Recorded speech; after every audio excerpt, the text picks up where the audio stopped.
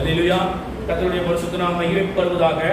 நாம் சங்கீத புஸ்தகம் 119 சங்கீதம் 145 வசனம், முழு இருதயத்தோடும் கூப்பிட்டு கர்த்தாவே என் ஜெபத்தை கேளும், உம்முடைய பிரமாணங்களை கைக்கொள்வேன் என்று சொல்லி சங்கீதக்காரன் சொல்லுகிறான்.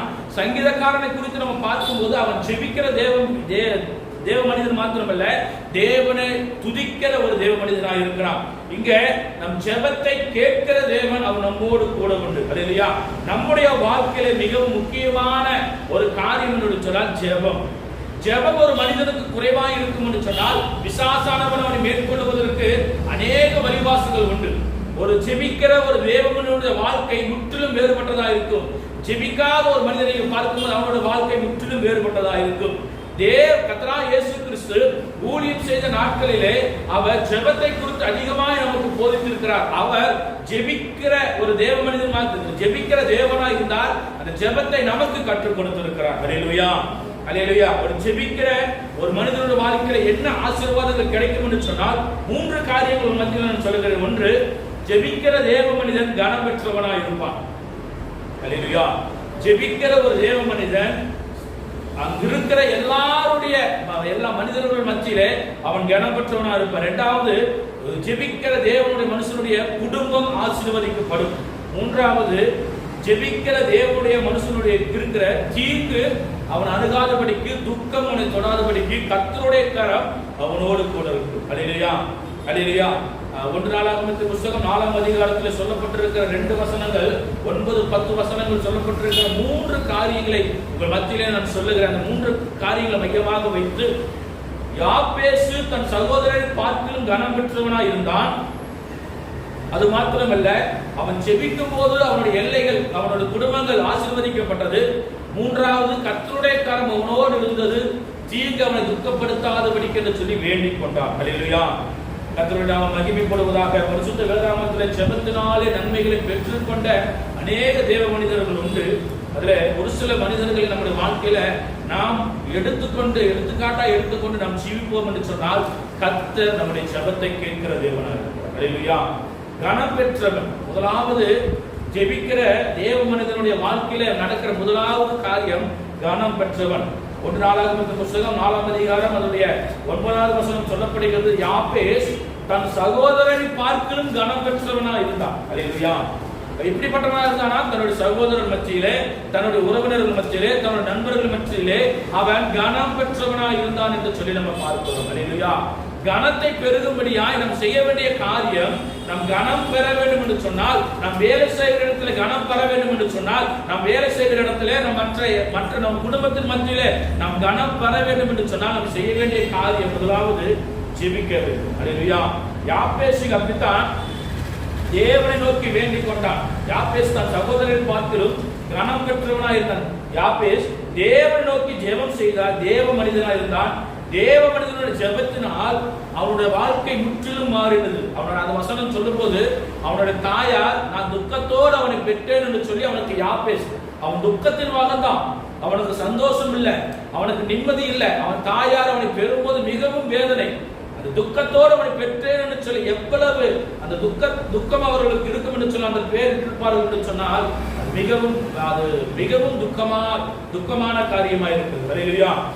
அவன் ஜெபிக்கிற ஒரு தேவ மனிதனா இருந்த நிமித்தமாக அவனுடைய வாழ்க்கை முற்றிலும் மாறினது.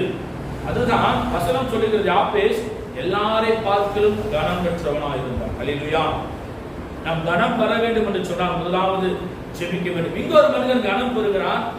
அவன் செய்த காரியம், அவன் தான் செய்து வந்தபடியே ஜெபிக்கிற ஒரு தேவ மனிதனா இருந்தான். நீ எனக்கு என்ன துன்பத்தை கொடுத்தாலும் சரி, நீ எனக்கு என்ன கொலை பாதகத்துக்கு உண்டான வழிகளை நீ செய்தாலும் சரி, நான் என் தேவனை தேடுகிறதற்கு நான் ஒருபோதும் தேவனை தேடுகிறதற்கு நான் வழி தேடாமல் நான் வழி விட்டு போகாதபடிக்கு தேவனை பாதுகாப்பார் என்று சொல்லி அந்த விசுவாசத்தோடு அந்த நம்பிக்கையோடு இருந்த ஒரு மனிதன் தானியேல் புஸ்தகம் 6ஆம் அதிகாரம் அதனுடைய 10வது வசனம் சொல்லப்படுகிறது, தானியேல் தன் முன் செய்து வந்தபடியே தேவனை நோக்கி ஜெபம் செய்தான். அல்லேலூயா. எப்படி? தான் முன்பு செய்து வந்தபடியே. அதுக்கு முன்பாக தானியேல் எப்படி தேவனுக்கு முன்பாக 3 வேளையும் ஜெபிக்கிற மனிதனா இருந்தாரோ அதே போலதான் இங்கேயும் ஜெபிக்கிறான், தான் முன் செய்து வந்தபடியே. தானியேலுக்கு விரோதமாய் ஒரு திட்டம் நிறைவேற்றப்படுகிறது. 30 நாள் வரைக்கும் ராஜாவை தவிர வேற யாரையும் வணங்கக்கூடாது, விண்ணப்பம் பண்ணக்கூடாது. அல்லேலூயா. அதிகமா எங்கள் மத்தியில நான் சொல்லியிருக்கிறேன். நேற்றைய தினத்துல நான் தேவ சமூகத்தில் காத்திருந்த போது கர்த்தர் என்னோடு பேசின காரியங்கள், ஏன்னா ஜெபிக்கிற ஒரு மனிதனுடைய வாழ்க்கை எப்படி மாறுகிறது என்று சொல்லி 7ஆம் வசனம் சொல்லப்படுகிறது. தானியேல் புஸ்தகம் 6ஆம் அதிகாரத்தில் 7வது வசனம் சொல்லப்படுகிறது, ராஜாவை தவிர வேற யாரையும் வேற எங்கேயும் விண்ணப்பம் பண்ணக்கூடாது என்று சொல்லி அங்க ஒரு கட்டளை பிறப்பிக்கப்படுகிறது. ராஜாவுக்கு தெரியாது, இது தானியேலுக்கு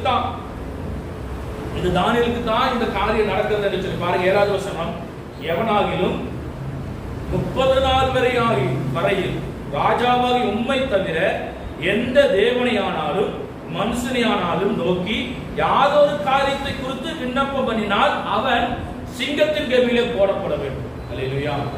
எப்படி? ஜெபத்துக்கு தடை பண்ணும்படியாய் பிசாசானவன் செய்கிற காரியம் இதுதான். நாம் ஜெபிக்கும்படியா அப்பதான் முட்டி போடுவோம். நாம் ஜெபிக்கலாம் என்று சொல்லி நம்ம முட்டி போடும் போது அப்பதான் நமக்கு ஒரு வேலை வரும். இந்த வேலைக்கு போனா நமக்கு இவ்வளவு வருமானம் கிடைக்கும் என்று சொல்லி நமக்கு தெரியும். ஆனால் அதை காட்டிலும் நீங்க தேவ சமூகத்தில் முழங்கால் படிட்டு ஜெபிப்பீங்க என்று சொன்னால் அதை காட்டிலும் அதிகமாய் கர்த்தர் ஆசீர்வதிக்க அவர் வல்லமுள்ளவராக இருக்கிறார். அல்லேலூயா. எத்தனை பேர் விசுவாசிக்கிறீங்க? அல்லேலூயா.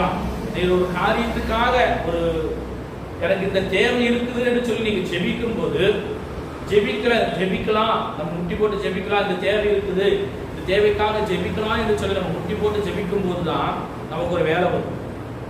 நம்ம அப்பதான் வெளியே கூப்பிடுவாங்க, அப்பதான் நம்முடைய ஃப்ரெண்ட்ஸ் நம்மளை விளையாட கூப்பிடுவாங்க, நம்ம ஆலயத்துக்கு போகலாம் ஜெபிக்கலாம் என்று சொல்லும் போதுதான் நம்மளை விளையாடுறதுக்கு கூப்பிடுவாங்க. அல்லேலூயா. அல்லேலூயா. என்னையும் அப்படித்தான் கூப்பிட்டு இருக்கிறாங்க. நான் சர்ச்சுக்கு போகலான்னு இருக்கும்போது எனக்கு அப்பதான் ஒரு வேலை வரும். நான் போயிருக்கிறேன். அது நிமித்தம் எனக்கு எத்தனையோ இன்னல்கள், எத்தனையோ கஷ்டங்கள் வந்திருக்கிறது. அதுக்கு அப்புறம் தான் தேவனுடைய சமூகத்தை முதலாவது நாம் தேட வேண்டும், பின்புதான் மற்ற காரியங்களை நாம் தேட வேண்டும். அல்லேலூயா. அப்படி இருக்கும்போது தேவனுடைய சமூகத்திலே தானியேல் ஒரு ஜெபிக்கிற ஒரு ஜெப வீரனுக்கு விரோதமாய் ஒரு திட்டம் தீர்வு. எப்படி? 30 நாள் வரைக்கும் ராஜாவை தவிர வேற எந்த தேவனை ஆனாலும் விண்ணப்பம் பண்ணக்கூடாது. நீ என்னமோ பண்ணு, அதை பத்தி எனக்கு கவலையே இல்லை, ஆனா 30 நாள் வரைக்கும் ஜெபம் பண்ணக்கூடாது. அல்லேலூயா. அல்லேலூயா. இப்ப இருக்கிற நம்ம மக்களுக்கு ஜெபிக்க கூடாதுன்னு சொன்னோம்னா முதலாவது சரிங்கய்யா நான் ஜெபிக்க மாட்டேயா அப்படின்னு சொல்லி போகிறான். அல்லேலூயா.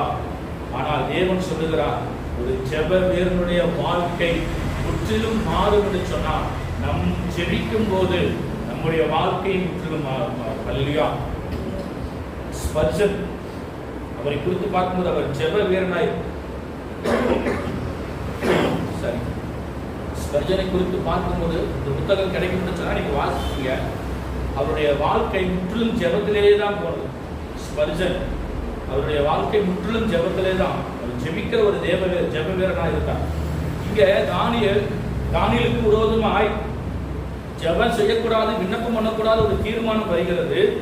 அப்படி அவர் அதுக்கு மீறி செஞ்சா சிங்கத்தின் கெபியிலே போட வேண்டும் என்று சொல்லி அப்பொழுதுதான் இதெல்லாம் ஆலோசனை பண்ணி இருக்கிறாங்க. ஆலோசனை பண்ணிட்டு இருக்கும் போது அந்த பத்திரத்துக்கு கையெழுத்து போட்டாங்க. அந்த பத்திரத்துக்கு கையெழுத்து போட்டதுக்கு அப்புறம் தான் அவன் தானியேல் சொல்றான், தானியேல் தான் முன்பு செய்த வேண்டிய, பாருங்க அது 10வது வசனம், தானியேலோ வென்றால் அந்த பத்திரத்துக்கு கையெழுத்து வைக்கப்பட்டதென்று அறிந்த போதிலும் தன் வீட்டுக்குள்ளே போய் தன் மேலறையிலே எருசலேமுக்கு நேராக பலகணிகள் திறந்திருக்க அங்கே தான் முன் செய்து வந்தபடியே தினமும் 3 வேளையும் தன் தேவனுக்கு முன்பாக முழங்கால் படியிட்டு ஜெபம் பண்ணி ஸ்தோத்திரம் செலுத்தினான். அல்லேலூயா. இப்படி தான் முன்பு செய்து வந்தபடியே 3 வேளையும் ஜெபிக்கும்படியாய் முழங்கால் படியிட்டு ஜெபம் பண்ணி ஸ்தோத்திரம் செலுத்தினான் என்று சொல்லி பார்க்கிறோம். அல்லேலூயா. அவன் பத்திரத்தை கையெழுத்து வச்சாச்சு. இனி ஜெபிச்சோம்னா நமக்கு சிங்க கெபி என்று தெரிஞ்சும் அவன் ஜெபிக்கிறான் என்று சொன்னால் அவனுடைய விசுவாசம், அவனுடைய ஜெபம் எப்படிப்பட்டதா இருக்கும். அல்லேலூயா. அதுக்கப்புறம் பாருங்க, அதுக்கப்புறம் நடந்த காரியங்கள் ராஜாவுக்கு தெரிய வருகிறது. ராஜாவுக்கு தெரிய வந்த போது தானியேலை காப்பாற்ற வகை தேடுகிறான். ஆனாலும் ராஜாவுக்கு தானியேலை காப்பாற்ற முடியவில்லை. என்ன செய்யலாம் என்று சொல்லிட்டு இருக்கும் போது அவன் சொல்ற சிங்கத்தின் கெபியில போடும்படிய கட்டளை வந்துருச்சு. 16வது வசனம் வாசிக்கும் போது ராஜா சொல்லுகிறான், நீ இடைவிடாமல் ஆராதிக்கிற உன் தேவன் உன்னை தப்புவிப்பார் என்று சொல்லி. அல்லேலூயா. ஜெபம் இருந்தா ராஜா, அந்நிய ராஜா சொல்றான், என்ன சொல்றாரா, நீ இடைவிடாமல் ஆராதிக்கிற உன் தேவன் உன்னை தப்புவிப்பார் என்று சொல்லி. அல்லேலூயா, அல்லேலூயா. ஒரு ஜெபிக்கிற ஒரு ஜெப வீரனுக்கு கர்த்தருடைய பாதுகாவல் எப்பொழுதும் இருக்கும். அல்லேலூயா. 21, 22 வசனங்கள் வாசிக்கும் போது அப்பொழுது தானியேல் ராஜாவை பார்த்து சொல்ற, ராஜாவே நீர் என்றும் வாழ்க, சிங்கங்கள் என்னை சேதப்படுத்தாதபடிக்கு தேவன் தம்முடைய தூதனை கொண்டு தம்முடைய சிங்கத்தின் வாயை கட்டி போட்டார். அல்லேலூயா. ஒரு ஜெபிக்கிற ஜெப வீரனுக்கு சிங்கம் எப்படின்னு மாத்திரமில்ல, அக்கினி சூளை இருந்தாலும் சரி, அவருடைய வைராக்கியம், அவருடைய ஜெபத்தை கண்டு கர்த்தர் இறங்கி வந்து அற்புதங்களை செய்கிறவராக இருக்கிறார். அல்லேலூயா. அதுக்கப்புறம் தான் ராஜா ஒரு கட்டளை கொடுக்கிறான், இதெல்லாம் சிங்கத்துக்கு கீழே போட்டாச்சு, தானியேலை கொலை செய்யாதபடிக்கு தேவன் தம்முடைய தூதனை அனுப்பி சிங்கத்தின் வாயை கட்டி போட்டான். கட்டி போட்டது மாத்திரமல்ல, அவன் சொல்லுகிறான், ராஜா அவன் சொல்லுகிறான், மிகவும் தானியேலை தூக்கி விட அவன் சொல்லுகிற ஒரு காரியம், தானியேல் மேல் குற்றம் சாட்டுகிற மனுஷனையோ வென்றால் ராஜா கொண்டு வர சொன்னான். அல்லேலூயா. நீங்க ஜெபிக்கிற ஒரு தேவ பிள்ளைகளா இருப்பீங்கன்னு சொன்னா, உங்களுக்கு விரோதமாய் யார் ஒரு குற்றச்சாட்டு எழுப்பினாலும் என் தேவன் உங்களுக்கு முன்பாக நின்று நியாயம் தீர்ப்பார். அல்லேலூயா, அல்லேலூயா, அல்லேலூயா. நீங்க எந்த ஒரு குற்றம் செய்யாதபடி, நீங்க செய்யாத குற்றத்துக்கு உங்களுக்கு தண்டனை கொடுக்கும்படியாய் நீங்க வேலை செய்கிற ஸ்தலத்துல, நீங்க வேலை செய்கிற இடத்துல, நீங்க படிக்கிற இடத்துல காரியங்கள் நடக்கலாம். ஆனாலும் நீங்க ஜெபிக்கிற ஒரு தேவ பிள்ளைகளா இருப்பீங்கன்னு சொன்னால் என் தேவன் உங்களுக்கு முன்பாக நின்று நியாயம் தீர்ப்பார். அல்லேலூயா, அல்லேலூயா. அங்க அப்படித்தான் நடந்தது. என்னவா, ராஜா தானியேல் மேல் குற்றம் சாட்டின அந்த கூட்டத்தாரை அழைத்து கொண்டு வந்த போது அவன் சிங்கத்தின் கீழே கீழே போய் சேரதுக்கு முன்பாகவே சிங்கம் அவர்களை பீறி கொன்று போட்டது என்று சொல்லி பார்க்கிறோம். அல்லேலூயா. கெர்ச்சிக்கிற சிங்கம் போல் எவனை விழுங்கலாமோ என்று சொல்லி பிசாசானவன் நம்ம வகை தேடி கொண்டிருக்கிறான். அன்பு தேவஜனமே, நீங்க சிறு பிள்ளைகளா இருக்கலாம், நீங்க எப்பேற்பட்ட சூழ்நிலை இருக்கலாம், நீங்க செய்ய வேண்டிய ஒரே காரியம் ஜெபம். நீங்க நடந்து போகும்போது ஸ்தோத்திரம் சொல்லுங்க, நீங்க படுத்துட்டு இருக்கும் போது உங்களுக்கு நினைப்பு இருக்கிற நேரம் வரைக்கும் நீங்க ஸ்தோத்திரம் சொல்லுங்க, பிசாசானவன் உங்களை விட்டு ஓடி போவான். அல்லேலூயா. இங்க ராஜா கட்டளை கொடுக்கிறான். 25வது வசனத்திலிருந்து 26வது வசனம் வாசிக்கும் போது, பின்பு ராஜாவாகிய தரியு தேசமெங்கும் குடியிருக்கிற எல்லா ஜனங்களுக்கும் ஜாதியருக்கும் பாஷைக்காரருக்கும் எழுதினது என்னவென்றால், உங்களுக்கு சமாதானம் பெருக கடவுள் என்று சொல்லி, தானியேலின் தேவனை குறித்து, நாம் ஆராதிக்கிற தேவனை குறித்து பாபிலோனிலே அரசாண்ட தரியு ராஜா ஒரு கடிதம் எழுதுகிறான். என் ராஜ்யத்தின் ஆலயத்துக்குள் எங்கும் உள்ளவர்கள் யாவருக்கும், எங்கும் உள்ள யாவரும் தானியேலின் தேவனுக்கு முன்பாக நடுங்கி பயப்பட வேண்டும் என்று சொல்லி. அல்லேலூயா. எப்படி தரியு ராஜா, பாபிலோன் அரசாண்ட தரியு ராஜா சொல்றான், என் ராஜ்யத்தின் ஆளுகைக்குள் எங்கும் உள்ளவர்கள் யாவரும் தானியேலின் தேவனுக்கு முன்பாக நடுங்கி பயப்பட வேண்டும் என்று சொல்லி. அல்லேலூயா. ஒரு ஜெபிக்கிற அவன் எப்படி கனம் பெறுகிறான் பாருங்க. தானியேல் ராஜாவுடைய வாயிலிருந்து அவனுக்கு கனம் வருகிறது. எப்படி என்று சொன்னால், தானியேலின் தேவனுக்கு முன்பாக பயந்து நடுங்கி பயப்பட வேண்டும் என்று என்னாலே தீர்மானம் பண்ணப்படுகிறது. அவர் எப்படிப்பட்டவராக இருக்கிறாரா? அவர் ஜீவனுள்ள தேவன். இரண்டாவது, அவர் என்றென்றைக்கும் நிலைத்திருக்கிறவர். அவருடைய ராஜ்யம் அழியாதது. அல்லேலூயா. எப்போது சொல்லப்பட்டிருக்கிறது? கிறிஸ்து பிறப்பதற்கு முன்பாகவே பாபிலோனை அரசாண்ட தரியு ராஜா சொல்லுகிறான், அவருடைய ராஜ்யம் அழியாதது என்று சொல்லி. அல்லேலூயா. நாம் ஜெபிப்போம் என்று சொன்னால் அந்த ராஜ்யம் அழியாத ராஜ்யத்திலே கர்த்தர் கொண்டு போய் சேர்க்க அவர்கள் விருப்பமுள்ள மகிமுள்ளவராக இருக்கிறார். அவருடைய கர்த்தத்துவ முடிவு வரையந்தம் இருக்கும் என்று சொன்னார். எல்லாவற்றிலும் தானியேல் காரியம் ஜெயமாய் இருந்தது. அவன் கனம் பெற்றவராக 27, 28 வசனங்கள் வாசிக்கும் போது, தரியும் ராஜ்யபார காலத்திலே பெர்சியனாகிய கோராசுடைய ராஜ்யபார காலத்திலும் தானியேலின் காரியம் ஜெயமாயிருந்தது. 2 ராஜ்யத்திலுமே தானியேல் கனம் பெற்றவனாக இருந்தான். அவர் விசேஷித்த ஆவி இருந்தமையால் அங்க இருக்கிற எல்லாருடைய அந்த ஜோசியர்களுக்கு மேலாக தேவன் அவருக்கு கனத்தை கொடுத்தார் என்று சொன்னால், அவருடைய ஜெபம் அவனுக்கு கனம் பெற்றவனாய் மாற்றுகிறது. அல்லேலூயா. முதலாவது ஜெபிக்கிற தேவனுடைய மனுஷனுக்கு கிடைக்கிறது கனம். நாம் எங்கே கனவீனப்பட்டு தலைகுனிந்து போய் நின்றோமோ அங்கே நம்முடைய தலைகளை உயர்த்துகிறதுக்கு தேவன் வல்லமுள்ளவராக இருக்கிறார். சங்கீதக்காரன் சொல்லுகிறான், அவர்கள் அவரை நோக்கி பார்த்து பிரகாசம் அடைந்தார்கள், அவர் முகங்கள் வெட்கப்பட்டு போவது. அல்லேலூயா. யாரை பார்த்தாங்களா? இயேசுவை, தேவனை பார்த்த முகங்கள் பிரகாசம் அடைந்தது, அவர் முகங்கள் வெட்கப்பட்டு போகவில்லை. முதலாவது ஜெபிக்கிற தேவ மனிதனுக்கு கிடைக்கிறது கனம். இரண்டாவது, ஜெபிக்கிற தேவனுடைய மனிதனுடைய குடும்பம் ஆசீர்வதிக்கப்படும். அல்லேலூயா. நம்முடைய குடும்பம் ஆசீர்வதிக்கப்பட வேண்டும் என்று சொன்னால் நம்முடைய குடும்பத்திலே ஜெபம் அதிகமா இருக்க வேண்டும். பாருங்க, ஆதியாகமத்தின் புத்தகம் 20ஆம் அதிகாரம் அதனுடைய 18வது வசனம், ஆபிரகாம் அபிமெலேக்குக்காக அந்நிய ராஜாவுக்காக வேண்டிக் கொண்ட போது அவருடைய குடும்பத்தை கர்த்தர் ஆசீர்வதித்தார். ஆதியாகமத்தின் புத்தகம் 20ஆம் அதிகாரம் அதனுடைய 18வது வசனம் வாசிக்கும் போது, ஆபிரகாம் தேவனை நோக்கி வேண்டிக் கொண்டார். அப்பொழுது தேவன் அபிமெலேக்கையும் அவன் மனைவியும் அவன் வேலைக்காரரையும் குணமாக்கி பிள்ளை பெறும்படி அனுக்கிரகம் பண்ணினார். அல்லேலூயா. இங்க ஒரு தேவ மனிதன் ஜெபிக்கிறான், அந்நிய ராஜா அபிமெலேக்குடைய குடும்பம் ஆசீர்வதிக்கப்படுகிறது. அல்லேலூயா. ஒரு தேவ மனிதன் ஜெபிக்கிற ஒரு தேவ மனிதன் அடுத்தவர்களுக்காக ஜெபிக்கும் போது அவருடைய குடும்பம் ஆசீர்வதிக்கப்படுகிறது. ஆதியாகமத்தின் புத்தகம் 12ஆம் அதிகாரம் 1-4 வசனம் வாசிக்கும் போது கர்த்தர் ஆபிரகாமை அழைக்கிறார், உன் தேசத்தையும் உன் இனத்தையும் தகப்பன் வீட்டையும் விட்டு நான் காண்பிக்கும் தேசத்துக்கு போ, உன் சந்ததியை பெருக பண்ணுவேன் என்று சொல்லி கர்த்தர் வாக்குத்தத்தம் கொடுக்கிறார். அல்லேலூயா. நான் காண்பிக்கும் தேசத்துக்கு போ என்று ஆபிரகாமுக்கு சொன்னபோது ஆபிரகாம் ஒரு வார்த்தையும் சொல்லவில்லை, அவன் கீழ்ப்படிந்து கடந்து போனான். பாருங்க, 1வது வசனம், கர்த்தர் ஆபிரகாமை நோக்கி, நீ உன் தேசத்தையும் உன் இனத்தையும் உன் தகப்பனுடைய வீட்டையும் விட்டு புறப்பட்டு நான் உனக்கு காண்பிக்கும் தேசத்துக்கு போ. நான் உன்னை பெரிய ஜாதியாக்கி உன்னை ஆசீர்வதித்து உன் பேரை பெருமைப்படுத்துவேன்.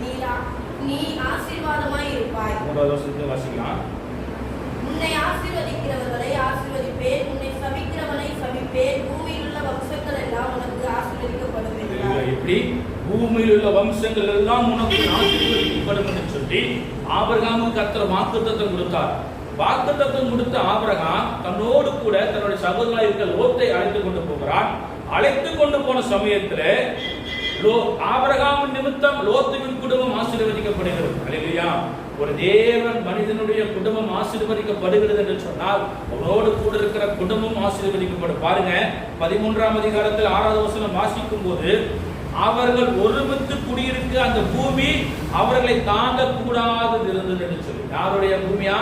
ஆபிரகாமும் லோத்தும் 2 பேரும் குடியிருக்கிறாங்க. அவர்கள் 2 பேரும் குடியிருக்கிற அந்த பூமி அவர்களை தாங்க கூடாததா இருந்தது. அவருடைய ஆஸ்தி மிகுதியா இருந்தபடியால் அவர்கள் ஒருமித்து வாசம் பண்ண ஏதுமில்லாமல் போயிடுச்சு. அல்லேலூயா. அங்க சண்டை வருது. ஆபிரகாமும் லோத்தும் இருக்கிறாங்க. ஆபிரகாம் நிமித்தம் லோத்தும் குடும்பம் ஆசீர்வதிக்கப்பட்டு ஆசீர்வாதத்தினால் அவருடைய குடும்பம் பெருகுகிறது, அவன் எல்லை விஸ்தாரமாகிறது. இது நிமித்தம் அவர்கள் ஒருமித்து குடியிருக்க அது பூமி தாங்க முடியாத ஆசீர்வாதத்தினாலே நிற்கிறது. அல்லேலூயா. இது நிமித்தம் அவர்களுக்கு வாக்குவாதம் வருகிறது. ஆபிரகாம் பார்த்து சொல்றான், வந்த நிமித்தம் உனக்கும் எனக்கும் வாக்குவாதம் உண்டாகாதபடிக்கு நீ மேற்கே போனா என்று சொன்னா நான் கிழக்கே போறேன், நீ வடக்கே போனா நான் தெற்கே போறேன்னு சொன்ன போது லோத்து கண்களை யோர்தானுக்கு அருகே இருக்கிற கண்களை எழுந்து பார்த்தபோது சோதோம் கோமோரா நல்ல செழிப்பான பட்டணமாக இருக்கிறது என்று சொல்லி அங்கே கடந்து போகிறான். ஆபிரகாம் என்ன செய்தாராம்? ஆபிரகாம் அதற்கு அப்புறம் அங்கிருந்து கிளம்பி தன் காண்பிக்கும் கர்த்தர் கொடுத்த வாக்குத்தத்தங்கள் எல்லாம் பெற்றுக்கொண்டு கடந்து போகிறான். கடந்து போன சமயத்தில் 20ஆம் அதிகாரம் அதனுடைய 1வது வசனம் சொல்லப்படுகிறது, ஆபிரகாம் கேராரிலே குடியிருந்தான் என்று சொல்லி. ஆபிரகாம் அவ்விடம் விட்டு தென் தேசத்திற்கு பிரயாணம் பண்ணி காதேசுக்கும் சூருக்கும் நடுவேக குடியேறி கேராரிலே தங்கினான் என்று சொல்லி பார்க்கிறோம். அங்கே தங்கியிருக்கும் போது அங்கே சாராளின் நிமித்தம் அபிமெலேக்கை தேவன் எச்சரிக்கிறார். அவர் தீர்க்கதரிசி என்று சொல்லி தேவன் ஆபிரகாமை குறித்து ஒரு காரியத்தை சொல்கிறார். 7வது வசனம் வாசிக்கும் போது, அந்த மனுஷனுடைய மனைவியை அவனிடத்தில் அனுப்பிவிடு, அவன் ஒரு தீர்க்கதரிசி, நீ பிழைக்கும்படி அவன் உனக்காக வேண்டுதல் செய்வான். யாரை குறித்து சொல்றார் ஆண்டவர்? ஆபிரகாமை குறித்து யாருக்கு சொல்றார்? அபிமெலேக்குக்கு சொல்றார். அபிமெலேக்கு சாராளை நிமித்தம் நீ செத்து விடாதபடிக்கு சாராளை நீ ஆபிரகாமுக்கு அனுப்பிவிடு. அவன் உத்தம இருதயத்தோடு அவன் உத்தமனாய் இருக்கிறான். அவன் ஒரு தீர்க்கதரிசி. அவன் உனக்காக வேண்டுதல் செய்வான் என்று சொல்லு. அல்லேலூயா. அவன் வேண்டுதல் செய்வான். நீ அவளை அனுப்ப விடாதிருந்தால் நீயும் உன்னை சேர்ந்த யாவரும் சாவீர்கள் என்று அறிவாயாக என்று சொப்பனத்திலே அவனுக்கு சொன்னார். அல்லேலூயா. சாராளின் நிமித்தம் அபிமெலேக்கை கர்த்தர் எச்சரிக்கிறார். அவன் சாராள் யாருடைய மனைவியா இருக்கிறான்? தீர்க்கதரிசியோட மனைவி. அவன் உனக்காக வேண்டுதல் செய்யும் போது நீ ஆசீர்வதிக்கப்படுவாய் என்று சொன்னபோது 8-16 வசனங்கள் வாசிக்கும் போது ஆபிரகாமையும் சாராளையும் அழைத்து, நான் இவ்வளவு பெரிய பாதகத்தை செய்வதற்கு நீ இப்படிப்பட்ட காரியம் செய்ய துணிந்தது என்ன என்று சொல்லி ஆபிரகாமையும் சாராளையும் கனிந்து கொண்டான் அந்த அபிமெலேக்கு. அல்லேலூயா. அதுக்கப்புறம் தான் ஆபிரகாமின் நிமித்தம் சாராளின் நிமித்தம் கர்த்தர் அபிமெலேக்குடைய வீட்டாருடைய கர்ப்பத்தை எல்லாம் அடைத்திருந்தார். 17 வசனம் வாசிக்கும் போது ஆபிரகாமுடைய மனைவியாக சாராளி நிமித்தம் கர்த்தர் அபிமெலேக்குடைய வீட்டாரின் கர்ப்பங்கள் எல்லாம் அடைத்திருந்தபடியால் ஆபிரகாம் தேவனை நோக்கி வேண்டுதல் செய்தார். அல்லேலூயா. ஒரு ஜெபிக்கிற ஜெப வீரனுடைய குடும்பம் ஆசீர்வதிக்கப்படுவது மாத்திரமல்ல, அவன் மற்றவர்களுக்காக ஜெபிக்கும் போது அவருடைய குடும்பமும் ஆசீர்வதிக்கப்படும். அல்லேலூயா. இங்கே ஆபிரகாம் ஜெபித்த போது அபிமெலேக்குடைய வேலைக்காரர்கள் எல்லாரும் குழந்தை பெற அனுகிரகம் பெற்றார்கள். ஒரு குடும்பம் ஆசீர்வதிக்கப்பட்டது. அல்லேலூயா. கர்த்தர் நல்லவர். இரண்டாவது காரியம், ஜெபிக்கிற தேவனுடைய குடும்பம் ஆசீர்வதிக்கப்படுவதில்ல, மற்றவருடைய குடும்பம் ஆசீர்வதிக்கப்படும். மூன்றாவதாக, ஜெபிக்கிற மனிதனுக்கு தீங்கு துக்கப்படுத்தார். அல்லேலூயா. யோபுவை குறித்து பார்க்கும்போது யோபு 42 யோபின் புஸ்தகம் 42ஆம் அதிகாரம் 10வது வசனம் வாசிக்கும் போது தன் சிநேகிதருக்காக யோபு வேண்டுதல் செய்த போது யோபுவின் சிறையிருப்பை கர்த்தர் மாற்றினார். அல்லேலூயா. யோபின் புஸ்தகம் 1ஆம் அதிகாரம் 21ஆம் அதிகாரத்துக்குள்ளாவே நீ வாசிக்கும் போது யோபுவுக்கு இருந்த எல்லா ஆஸ்திகளும் அழிக்கப்பட்ட போது சாத்தானுக்கு துக்கமாக, அவனுக்கு இருக்கிற ஆடு மாடு எல்லாம் அழிக்கப்பட்ட சமயத்துல அவனுடைய பிள்ளைகளும் மரிக்கிறார்கள். மரித்த சமயத்தில் யோபு சொல்லுகிறான், 21வது வசனம் 22வது வசனம், கர்த்தர் கொடுத்தார், கர்த்தர் எடுத்தார், கர்த்தருடைய நாமம் மகிமைக்கிறது. அல்லேலூயா. நான் நிர்வாணியாய் என் தாயின் கர்ப்பத்திலிருந்து வந்தேன், நிர்வாணியாய் அவடத்துக்கு திரும்புவேன். கர்த்தர் கொடுத்தார், கர்த்தர் எடுத்தார், கர்த்தருடைய நாமத்துக்கு ஸ்தோத்திரம். யாராவது சொல்ல முடியுமா? பாருங்க, அவன் எப்படிப்பட்டவனா இருக்கிறான்? உத்தமனும் தேவனுக்கு பயந்தவனும் பொல்லாப்புக்கு விலகுவனுமா இருக்கிறான். அப்பேற்பட்ட யோபுவுக்கு வந்த தீங்கு யாருக்கும் வரல. அவன் தலை முதல் உள்ளங்கால் வரை கொடிய பருக்கள். சரி, தலை முதல் உள்ளங்கால் வரை கொடிய பருக்கள். பாருங்க, 2ஆம் அதிகாரத்துல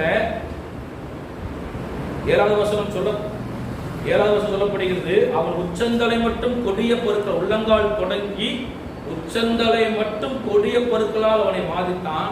அவன் ஒரு ஓட்டை எடுத்து சுரண்டி கொண்டு சாம்பலிலே விட்டான். அவனுக்கு இருந்த ஆஸ்தி எல்லாம் போச்சு, இந்த ஒட்டகங்கள் போச்சு. அப்ப இருந்த ஆஸ்தியில ஐஸ்வர்யவான்களே மிகவும் பிரதானவர் யோபு. தனக்கு உண்டான எல்லாம் அழிந்து போன போது கூட யோபு தேவனை பற்றி குறை சொல்லவும். அல்லேலூயா.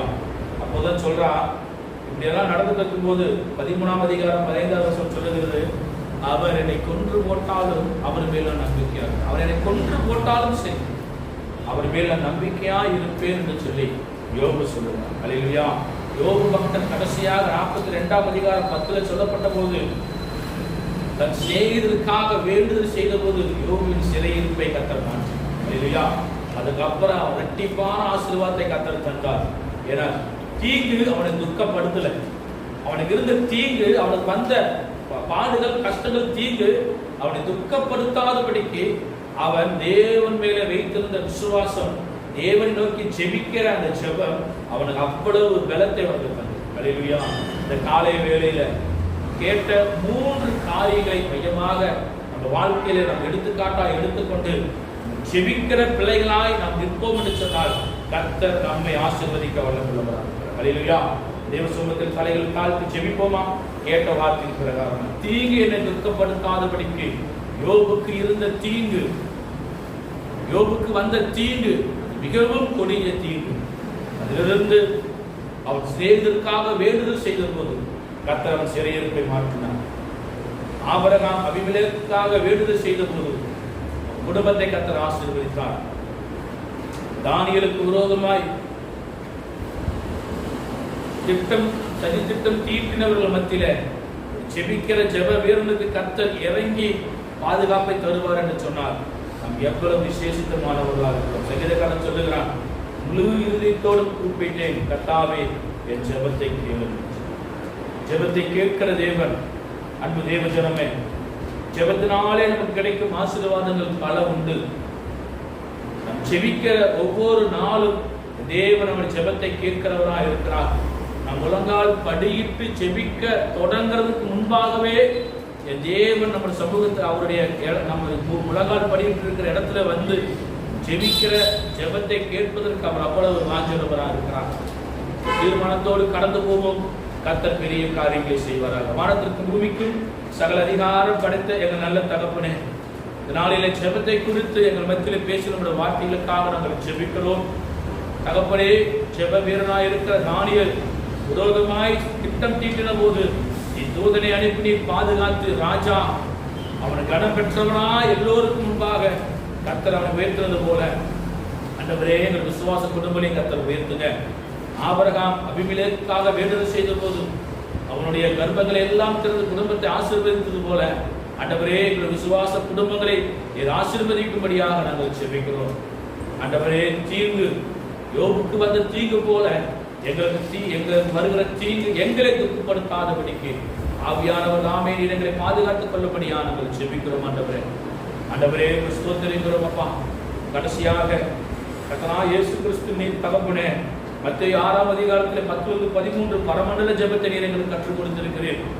ஆண்டவரே, லூக்கா சுவிசேஷம் 22 ஆண்டவரே அந்த கெத்செமனேயிலே நீ ஜெபித்த போது உங்களுடைய வேர்வை துளி இரத்தமாய் தரையிலே விழுந்தது போல நாங்களும் விழித்திருந்து ஜெபிக்கிற பிள்ளைகளாய், தகப்பனே உற்சாகத்தோடு ஜெபிக்கிற பிள்ளைகளாய், ஆண்டவரே மற்ற குடும்பங்களுக்காக ஜெபிக்கிற பிள்ளைகளாய் எங்களை மாற்றும்படியாக நாங்கள் ஜெபிக்கிறோம். கர்த்தர் ஒப்புக்கொடுக்கிறோம். ஒவ்வொரு தேவ பிள்ளைகளுக்கு ஆசீர்வதிங்க. இயேசு நாமத்தில் கேட்கிறோம் ஜீவனுள்ள பிதாவே, ஆமென். என் ஆத்துமாவே கர்த்தரை ஸ்தோத்திரி, என் முழுவதுமே அவருடைய பரிசுத்த நாமத்தை ஸ்தோத்திரி. என் ஆத்துமாவே கர்த்தரை ஸ்தோத்திரி, கர்த்தர் செய்த சகல உபகாரங்கள் மறவாதே, ஆமென்.